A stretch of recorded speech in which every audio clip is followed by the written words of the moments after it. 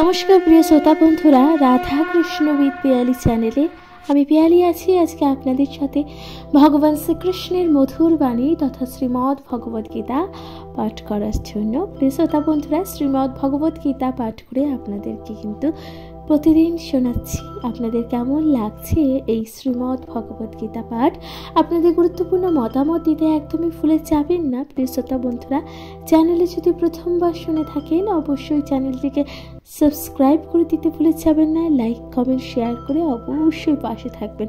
আপনাদের গুরুত্বপূর্ণ মতামত তথা শ্রীমদ্ ভগবত গীতা পাঠ অবশ্যই শুনতে থাকবেন, যেখানে মানুষের স্বার্থে এবং মানুষের উন্নতির জন্য, মানুষের চরিত্রের পরিবর্তনের জন্য এই শ্রীমদ্ ভগবত গীতা পাঠ। প্রিয় শ্রোতা বন্ধুরা, তাই সকল স্তরের ব্যক্তিদের শ্রীমদ্ ভগবত গীতা পাঠ অবশ্যই শোনা উচিত। প্রিয় শ্রোতা বন্ধুরা, তাহলে শুনতে থাকুন শ্রীমদ্ ভগবত গীতা পাঠ।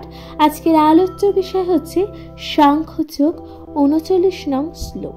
আশা করছি আপনারা সবাই ভালো লাগবে এবং এই শ্লোক একটু বৃহৎ হতে চলেছে। সবাই ধৈর্য সহকারে শুনতে থাকুন প্রিয় শ্রোতা বন্ধুরা, তাহলে শুনতে থাকুন।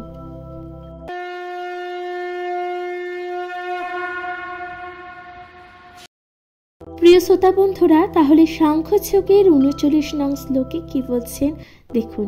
বলছেন, এষা এষা দেহ বিহিতা সাংখ্য বুদ্ধি যোগে তিমাং শ্রেণু বুদ্ধা যুক্তি জয়া পার্থ কর্মবন্ধং প্রহাসী। প্রিয় শ্রোতা বন্ধুরা, তাহলে এই শ্লোকের অনুবাদে কি আছে শুনুন। অনুবাদে বলছে, হে পার্থ, আমি তোমাকে সাংখ্যযোগের মাধ্যমে এই জ্ঞানের কথা বললাম। এখন নিষ্কাম কর্ম সম্পাদনের মাধ্যমে বুদ্ধিযোগের কথা শ্রবণ করো, যার দ্বারা তুমি কর্মবন্ধন থেকে মুক্ত হতে পারবে। প্রিয় শ্রোতা বন্ধুরা, তাহলে এখানে অনুবাদে কিন্তু ভগবান এই কথা বলছেন এবং এই অনুবাদের তাৎপর্য কি আছে আসুন তা আপনাদের পাঠ করে শোনাচ্ছি। এই অনুবাদের তাৎপর্যে আছেন, নিরুক্তি বা বৈদিক অভিযান অনুযায়ী সংখ্যা কথাটির অর্থ যা কোনো কিছুর বিশদ বিবরণ দেয় এবং সাংখ্য বলতে সেই দর্শনকে বোঝায় যা আত্মার স্বরূপ বর্ণনা করে। প্রিয় শ্রোতা বন্ধুরা, তাহলে এখানে সাংখ্য কথাটি বলতে কি বোঝাচ্ছে তা কিন্তু ভগবান বর্ণনা করেছে। প্রিয় শ্রোতা বন্ধুরা, তাহলে সাংখ্য কথাটির অর্থ হচ্ছে যা কোনো কিছুর বিশদে বর্ণনা করে, তাই না? এরপর কি বলছে ভগবান? ভগবান বলছেন, আর যোগ হচ্ছে ইন্দ্রিয়গুলোকে দমন করার পন্থা। অর্জুন যুদ্ধ না করার অভিপ্রায়টি ছিল ইন্দ্রিয় সুখ ভোগের ইচ্ছা। প্রিয় শ্রোতা বন্ধুরা, তাহলে অর্জুন যে যুদ্ধ করতে চাইছিল না, এটা কিন্তু ইন্দ্রিয় সুখ ভোগের যে ইচ্ছা ছিল তাই বলছে। তাই মুখ্য কর্তব্যের কথা ভুলে গিয়ে অর্জুন যুদ্ধ থেকে বিরত হতে চেয়েছিলেন। তাই ভগবান বলছেন, অর্জুন নিজের মুখ্য যে কর্তব্যগুলো ছিল সেগুলো ভুলে গিয়ে এই যুদ্ধ করতে বিরত হতে চেয়েছিলেন। পুনরায় আপনাদের কিন্তু বলেছি, যেখানে ভগবান অর্জুনকে বলছি তার যুদ্ধ করাটা কিন্তু উচিত।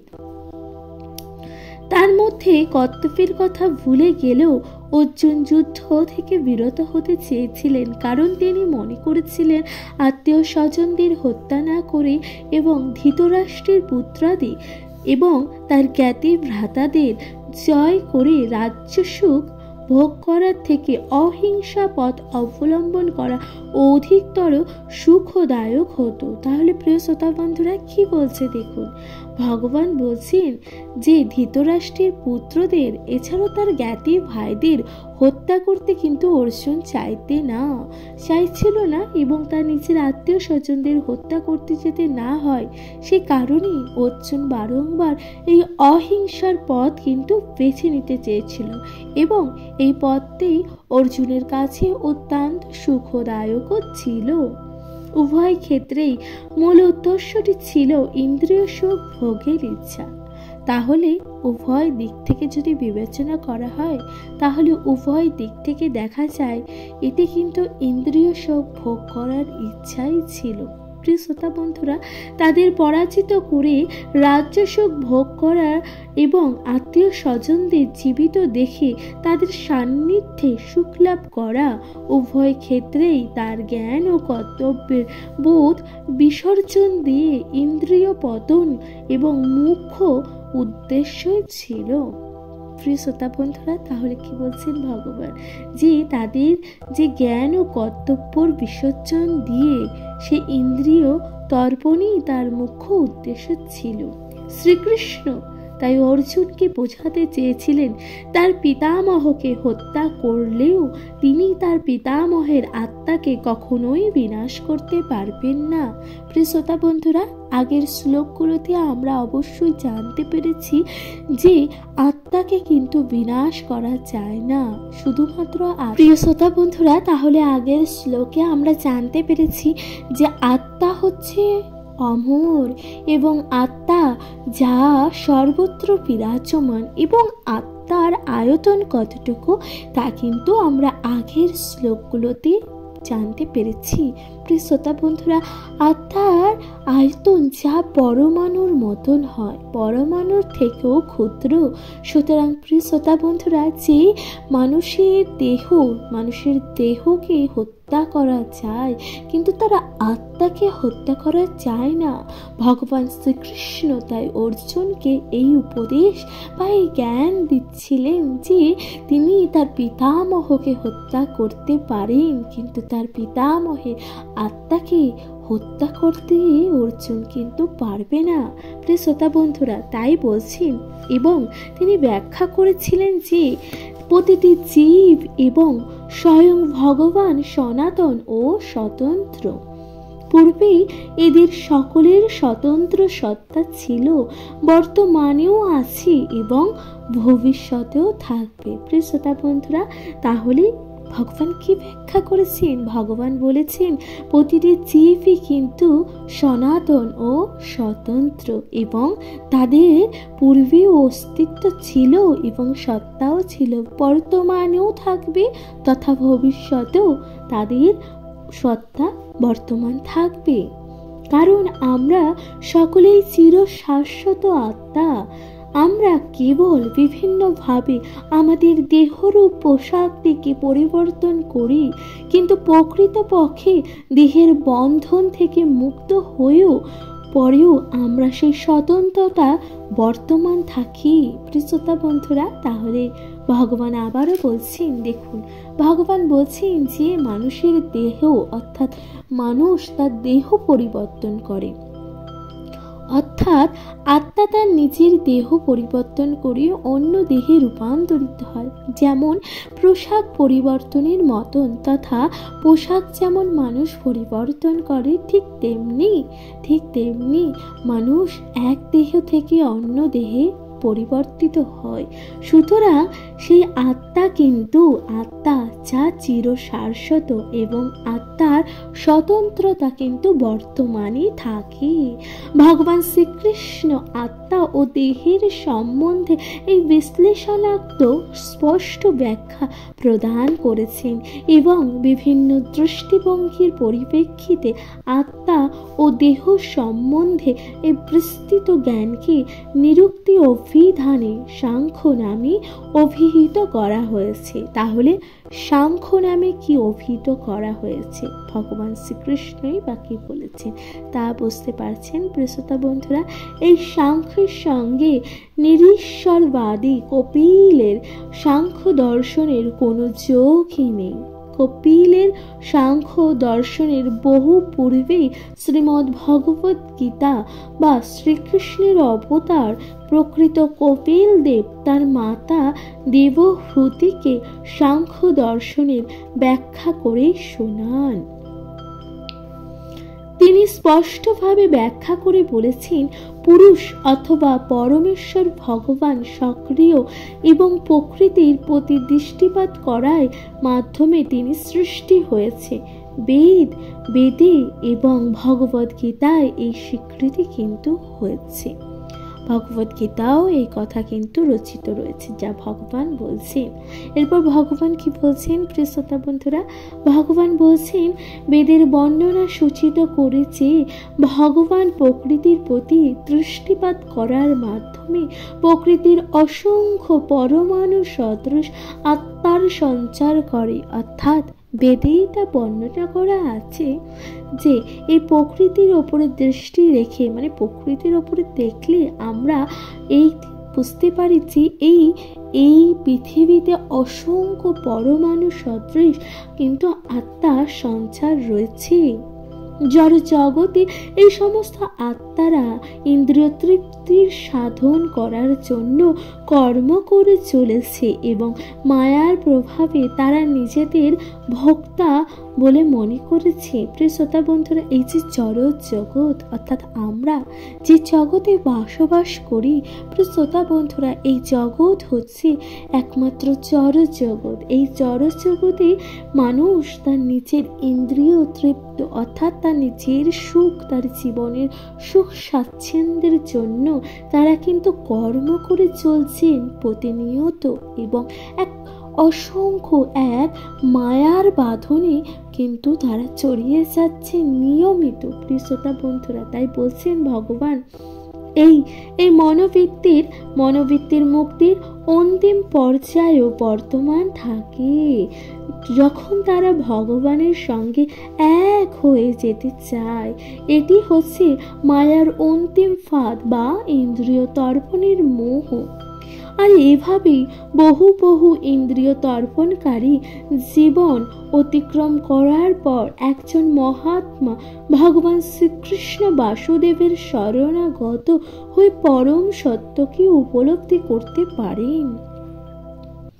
প্রিয় শ্রোতা বন্ধুরা, তাহলে ভগবান কি বলছেন? ভগবান বলছেন, এইভাবে একজন মহাত্মা অর্থাৎ ভগবান শ্রীকৃষ্ণ বাসুদেব শ্রীকৃষ্ণের চরণে আমরা কিন্তু নিজেদের আশ্রয় অর্থাৎ চরমভাবে আত্মসমর্পণ করতে পারি। নিজের অন্তিম পর্যায়ে যখন আমরা এটা বুঝতে পারি এই জগৎ সংসার পুরোটাই মায়ায় ঘেরা, যে কথাটি যখন আমরা এটা উপলব্ধি করতে পারি, যে মুহূর্ত থেকে এটা উপলব্ধি করতে পারে মানুষ, তখন সে মানুষ কিন্তু বাসুদেব শ্রীকৃষ্ণের চরণে নিজেকে সঁপে দেয়। তাই বলছি, ভগবান বলছেন, অর্জুন ইতিমধ্যেই ভগবান শ্রীকৃষ্ণের চরণে আত্মসমর্পণ করে তাকে গুরুরূপে গ্রহণ করেছেন।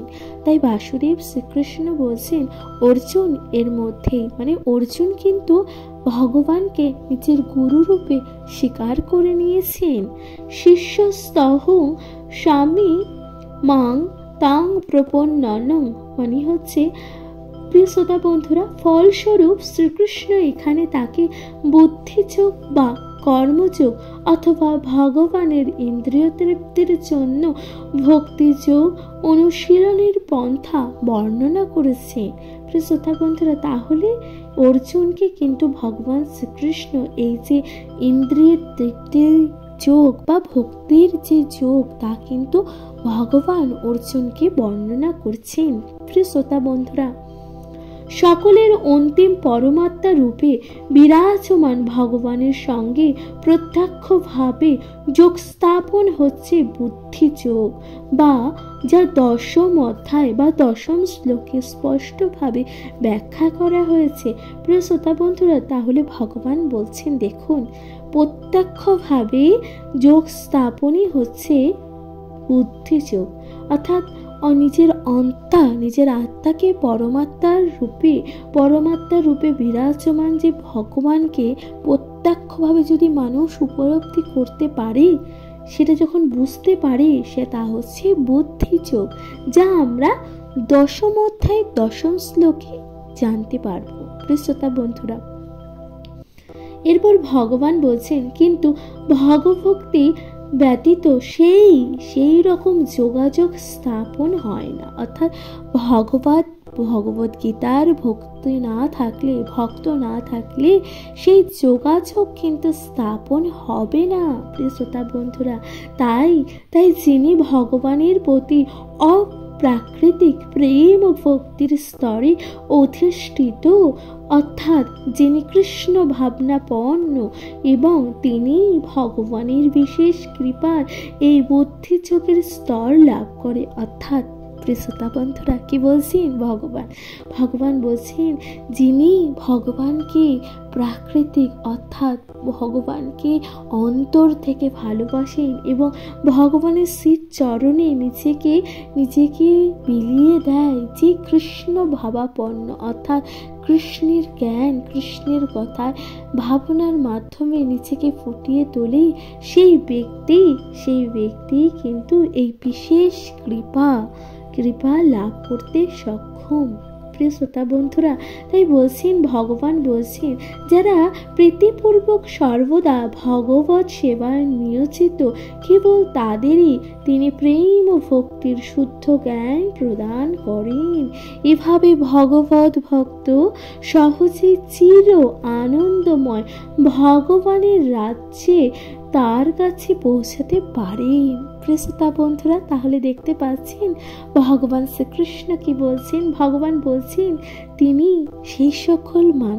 সেই সকল ভক্ত যারা ভগবত গীতা সেবায় নিয়োজিত এবং ভগবানের শ্রী চরণে নিজেদেরকে সঁপে দেয় এবং ভগবত ভক্ত তাদের চির আনন্দ অনুভব করে, সেই সকল মানুষ ভগবানের রাজ্য অর্থাৎ ভগবানের রাজ্য কোথায়? বৈকুণ্ঠ ধাম, সেখানে কিন্তু তার কাছে তারা পৌঁছাতে পারে। প্রিয় শ্রোতা বন্ধুরা, ভগবান বলছেন প্রিয় শ্রোতা বন্ধুরা, তাহলে এইভাবে এই শ্লোকে বুদ্ধিযোগ বলতে ভক্তিযোগকে বোঝানো হয়েছে এবং এখানে সাংখ্য অর্থে নিরীশ্বরবাদী ভণ্ড কপিলকে সাংখ্যযোগে বোঝানো হয়নি। তাই কারোর এখানে উল্লেখিত সাংখ্যযোগের সঙ্গে নিরীশ্বরবাদী সাংখ্যর কোনো সম্পর্ক রয়েছে বলে ভুল বোঝা উচিত নয়।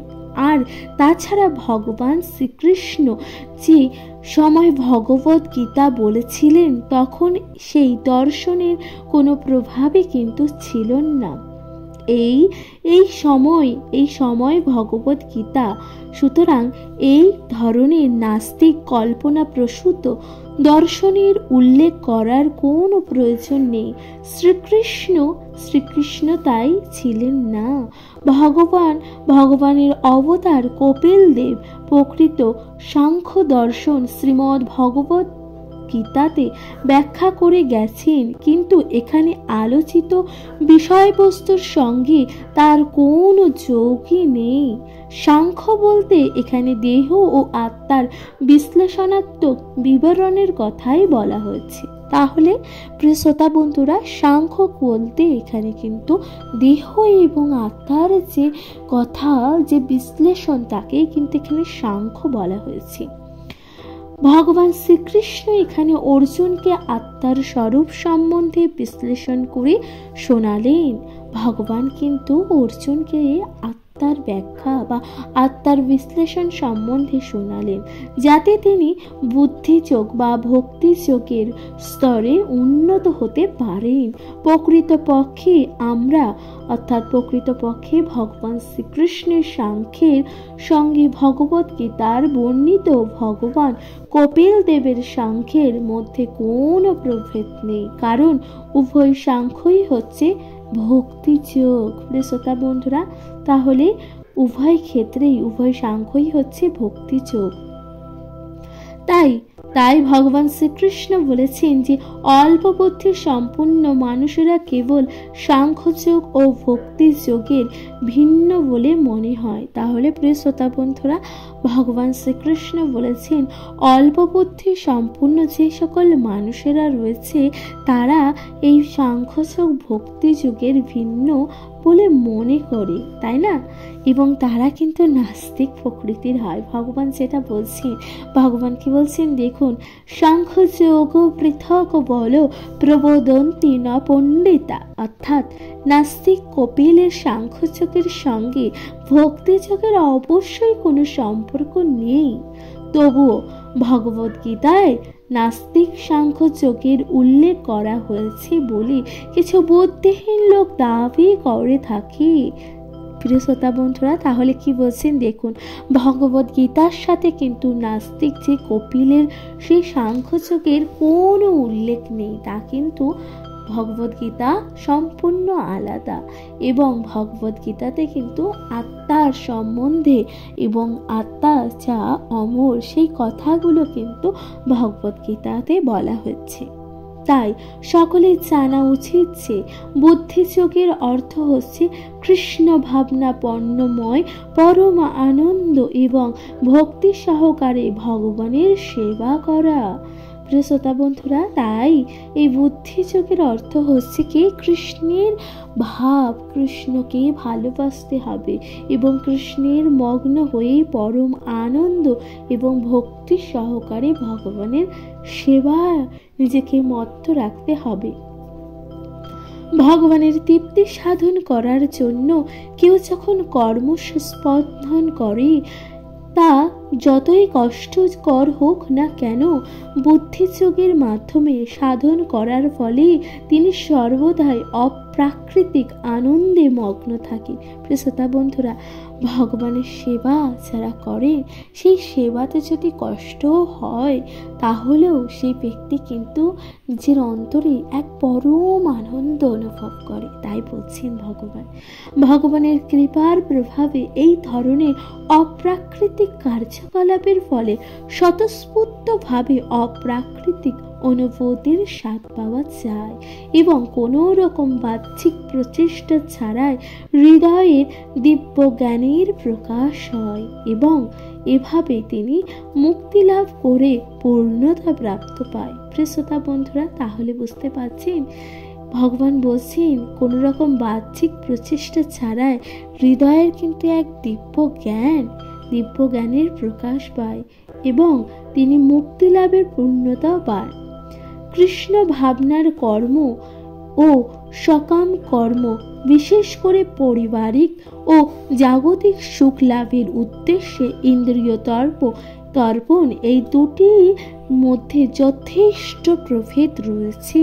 তাই বুদ্ধিযোগ হচ্ছে অপ্রাকৃতিক গুণসম্পন্ন কর্ম যা আমরা সম্পাদন করে থাকি। প্রিয় শ্রোতা বন্ধুরা, তাহলে এখানে কিন্তু বুদ্ধিযোগের কথা বলা হচ্ছে, অর্থাৎ 39 নং শ্লোকে ভগবান নানানভাবে কিন্তু বলছে যে এখানে যে কপিলের সাংখ্যযোগ তথা এর সাথে কিন্তু ভগবদ্গীতার কোনো মিল নেই, তা কিন্তু আমরা জানতে পারি।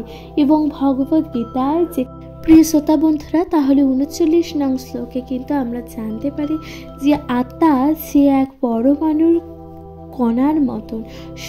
সুতরাং আত্মা যে কিরকম তা কিন্তু আমরা তা জানতে পারি। এছাড়াও এখানে যে কপিল অর্থাৎ নাস্তিক কপিলের সাংখ্যযোগের সাথে ভগবদ্গীতার যে কোনো সাংখ্যযোগের কোনো বর্ণনা নেই তা কিন্তু আমরা স্পষ্টভাবে জানতে পারি। প্রিয় শ্রোতা বন্ধুরা, আশা করছি আপনারা 39 নং শ্লোকটি ভালো লেগেছে এবং আপনারা কি কোথা থেকে শুনছেন আপনাদের গুরুত্বপূর্ণ মতামত দিয়ে জানাতে ভুলে যাবেন না। চ্যানেলে যদি প্রথমবার শুনে থাকেন অবশ্যই চ্যানেলটিকে সাবস্ক্রাইব করে দিতে ভুলে যাবেন না। লাইক কমেন্ট শেয়ার করে অবশ্যই পাশে থাকুন। প্রিয় শ্রোতা বন্ধুরা, ভালো থাকবেন, সুস্থ থাকবেন এবং এরপর আপনাদের সাথে আলোচনা করতে চলেছি 40 নং শ্লোক।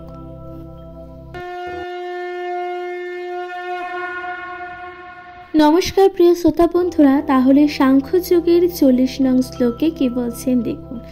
সাংখ্যযোগের 40 নং শ্লোকে বলছে নিহাভি ক্রমোনা সোন্তি প্রত্যবায় ন বিদ্যতে স্বল্পম পশ্য ধর্মস্য ত্রায়তে মহত ভয়াত। এর অনুবাদে কি বলছেন? অনুবাদে বলছেন এই ভক্তিযোগের অনুশীলন কখনোই ব্যর্থ হয় না এবং তার কোনো ক্ষয় নেই। তার স্বল্প অনুষ্ঠানের ফলে মহাভয় এবং পরিত্রাণ লাভ করা যায়। প্রিয় শ্রোতা বন্ধুরা, তাহলে তাৎপর্য কি আছে? তাৎপর্য বলছে ইন্দ্রিয় তর্পণের কোনো বাসনা না করে কৃষ্ণ ভাবনায় কর্ম সম্পাদন বা শ্রীকৃষ্ণের সেবা করাই কিন্তু সর্বোত্তম দিব্য দিব্য কর্ম। প্রিয় শ্রোতা বন্ধুরা, তাহলে বলছেন যে ইন্দ্রিয় তর্পণ অর্থাৎ মানুষ যদি নিজের ইন্দ্রিয় সুখগুলোর কথা বা সেই বাসনা না করে কৃষ্ণ ভাবনায় বা ধর্ম স্থাপন বা ধর্ম সম্পাদন করার জন্য ভগবান শ্রীকৃষ্ণের সেবা করে, তা কিন্তু উত্তম এবং তা কিন্তু দিব্য কর্ম, অর্থাৎ তা কিন্তু খুবই ভালো কর্ম।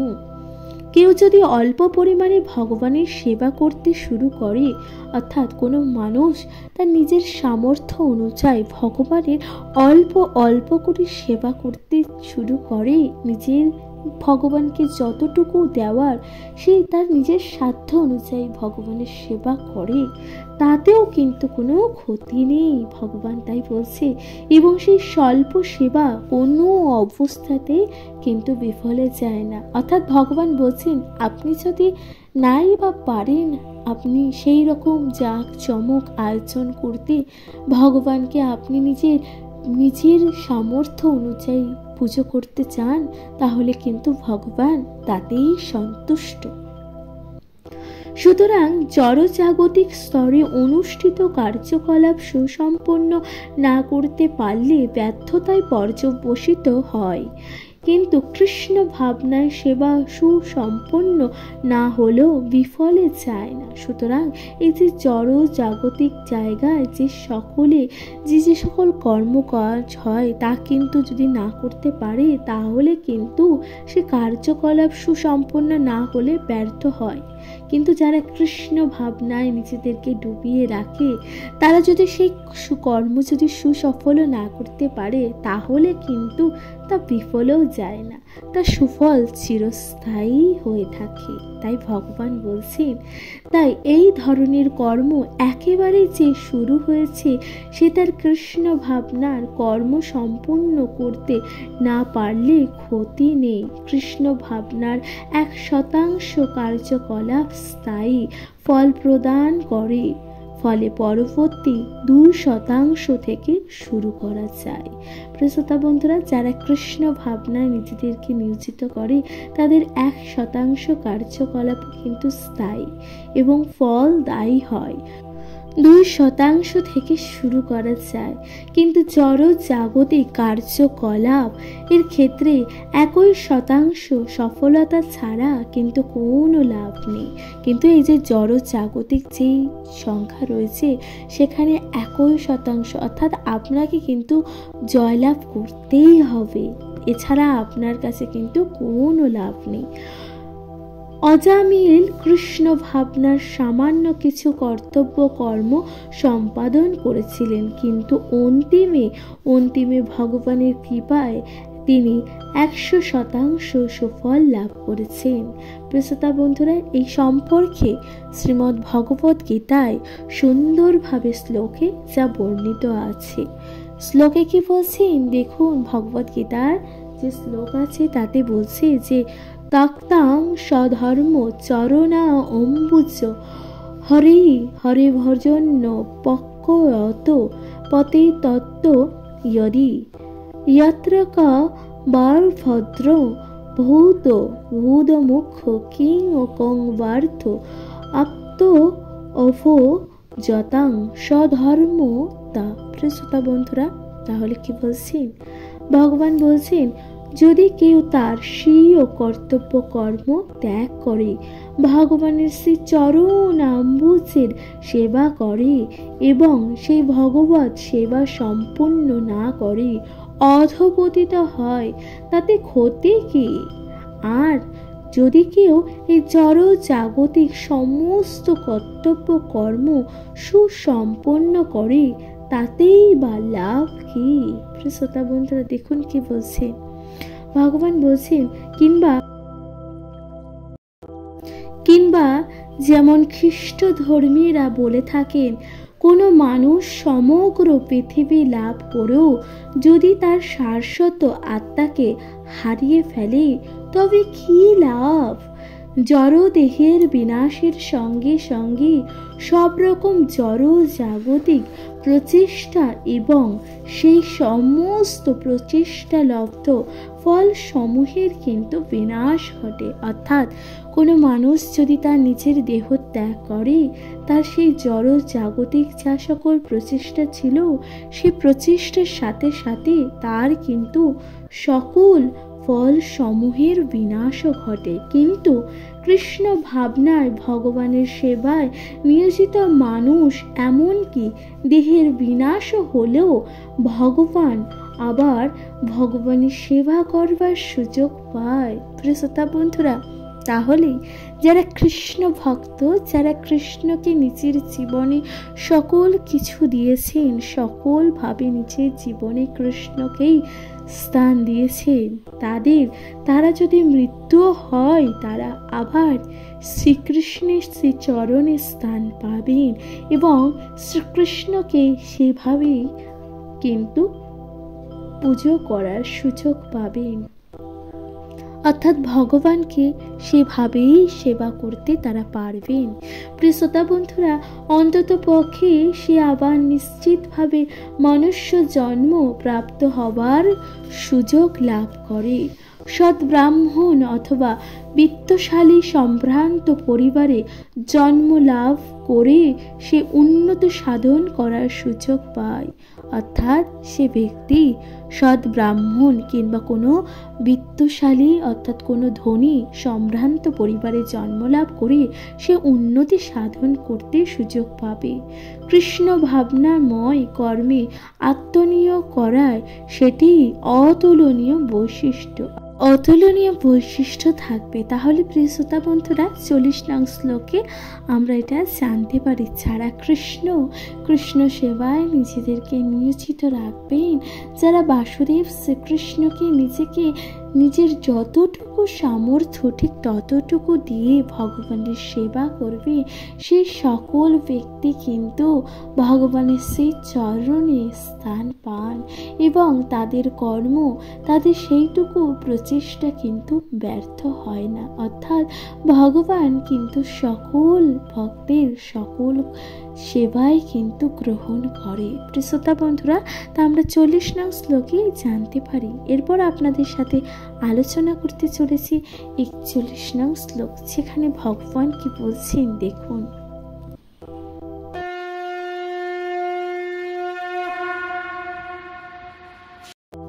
প্রিয় শ্রোতা বন্ধুরা, তাহলে সাংখ্যযোগের 41 নং শ্লোকে কি বলছেন দেখুন। 41 নং শ্লোকে বলছি যে ব্যবসাত্মিকা বুদ্ধি রেকহ কুরু নন্দন বহু শাখা হন্যন্তশ্চ বুদ্ধয় অব্যবসায়ী নাম। প্রিয় শ্রোতা বন্ধুরা, তাহলে এর অনুবাদে কি বলছেন? অনুবাদে বলছেন, যারা এই পথ অবলম্বন করেছেন তাদের নিশ্চয়াত্মিক বুদ্ধি একনিষ্ঠ, হে কুরুনন্দন, অস্থির চিত্ত সকাম ব্যক্তিদের বুদ্ধি বহু শাখা বিশিষ্ট ও বহুমুখী। তাহলে ভগবান কি বলছে এর অনুবাদে? এরপর তাৎপর্যে যা ভগবান কি বলছেন দেখুন।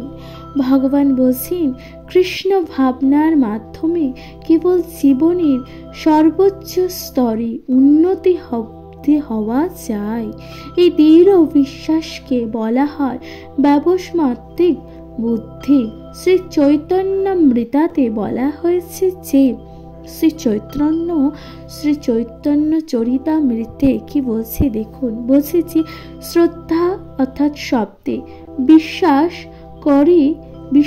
কহি সুদৃঢ় নিশ্চয়, কৃষ্ণে ভক্তি কইল সর্বকর্ম কৃত হয়। অর্থাৎ বিশ্বাস মানে কোনো সুমহান বিষয়ে অবিচল আস্থা। যখন কোনো কৃষ্ণ ভাবনার কর্তব্য পালনে নিয়োজিত থাকে, তখন তার আর বংশ পরম্পরা বা জাতি বা দেশের প্রতি দায়বদ্ধতার পরিপ্রেক্ষিতে জড় জগতের সঙ্গে সম্পর্কিত কিন্তু কোনো কর্ম করবার তার আর প্রয়োজন থাকে না।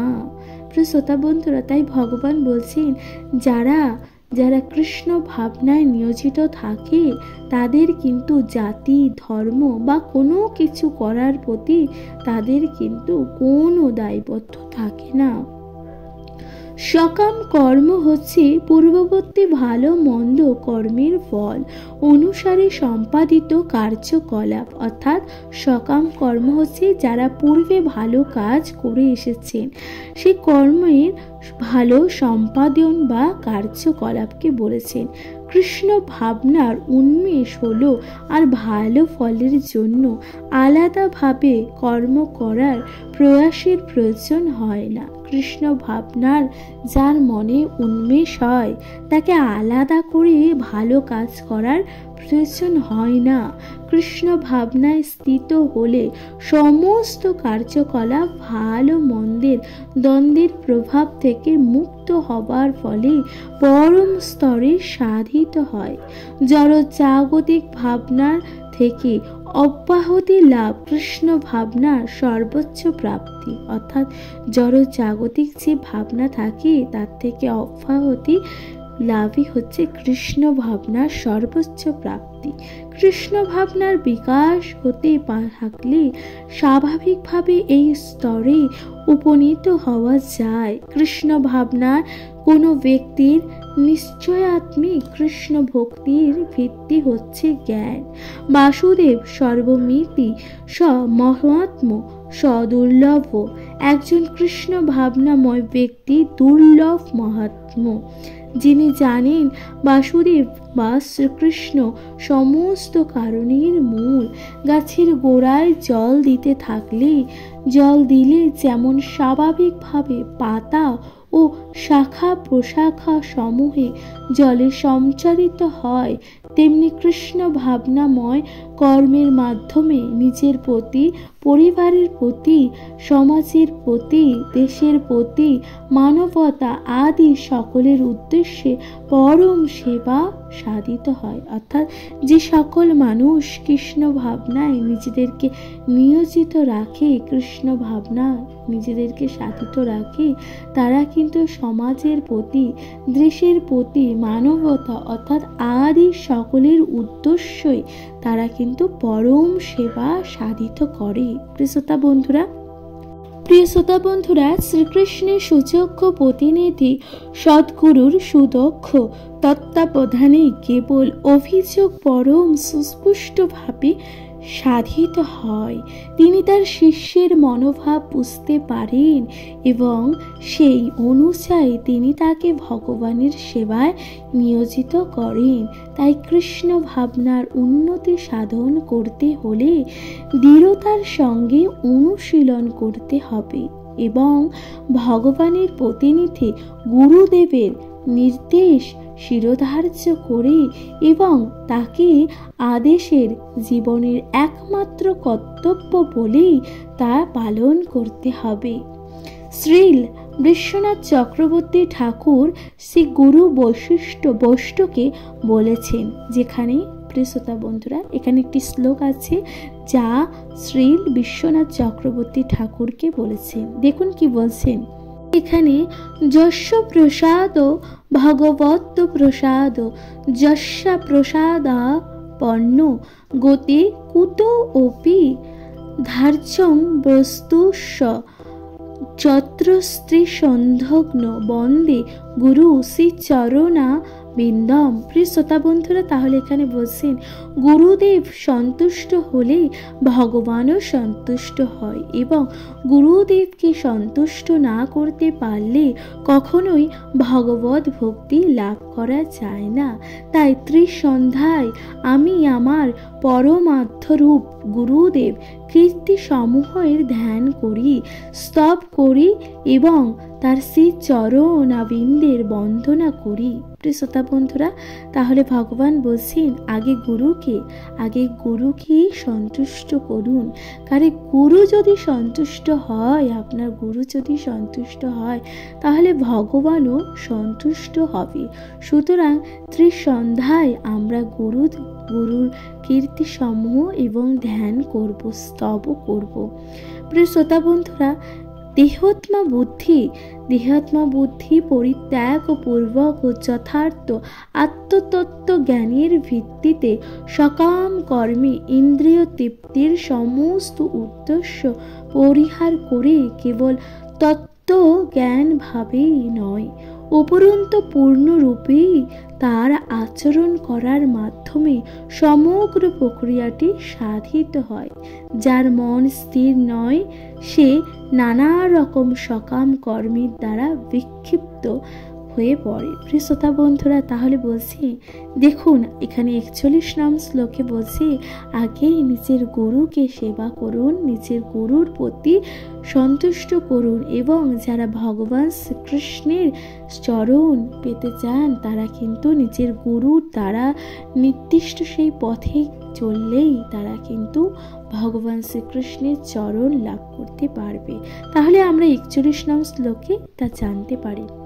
প্রিয় শ্রোতা বন্ধুরা, আপনাদের সাথে আলোচনা করলাম শ্রীমদ্ ভগবত গীতা পাঠ। আশা করছি আপনাদের ভালো লাগছে। সকলে অবশ্যই শুনতে থাকবেন, এবং আপনারা কে কোথা থেকে শ্রীমদ্ ভগবত গীতা পাঠ শুনছেন আপনাদের গুরুত্বপূর্ণ মতবাদ তথা কমেন্ট করতে কিন্তু একদম জানাবেন না। কেমন লাগছে শ্রীমদ্ ভগবত গীতা পাঠ, অবশ্যই আপনাদের মূল্যবান মতামতগুলো জানাবেন। চ্যানেলে যদি প্রথমবার হয়ে থাকেন প্রিয় শ্রোতা বন্ধুরা, তাহলে অবশ্যই চ্যানেলটিকে সাবস্ক্রাইব করে দেবেন, লাইক কমেন্ট শেয়ার করে অবশ্যই পাশে থাকবেন। ভালো থাকবেন, সুস্থ থাকবেন, শুনতে থাকবেন শ্রীমদ্ ভগবত গীতা পাঠ। আজকের মতন জানাচ্ছি এখানেই বিদায়। নমস্কার।